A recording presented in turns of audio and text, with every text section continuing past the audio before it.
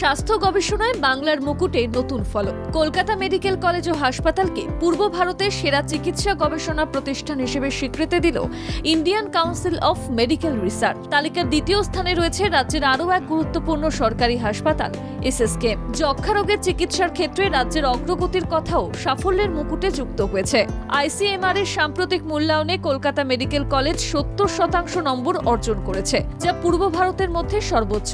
গবেষণা, নতুন চিকিৎসা পদ্ধতির উদ্ভাবন এবং চিকিৎসা পরিকাঠামো উন্নয়নের উপর ভিত্তি করেই এই মূল্যায়ন করা হয়েছে। এই সাফল্যের কথা সোশ্যাল মিডিয়ায় তুলে ধরে উচ্ছ্বাস প্রকাশ করেছেন মুখ্যমন্ত্রী মমতা বন্দ্যোপাধ্যায়।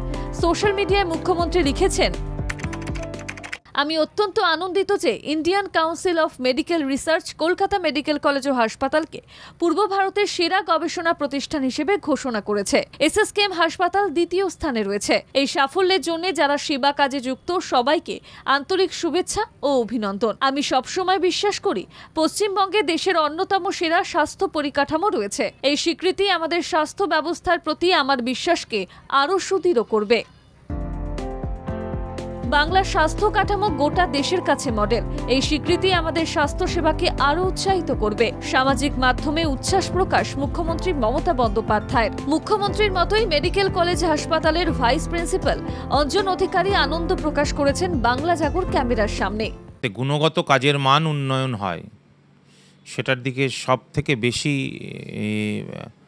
দৃষ্টিপাত করি। রোগীরা তো খুব অসহায় হয়ে আসে, কিন্তু সাথে সাথে আমাদের এই গবেষণার ক্ষেত্রে এই অ্যাচিভমেন্ট, এটা ভালো লাগার মতোই ব্যাপার। আগেরবারও আমরা প্রথম হয়েছিলাম পূর্ব ভারতে আইসিএমআর এর নিরিখে, এবারও প্রথম হলাম।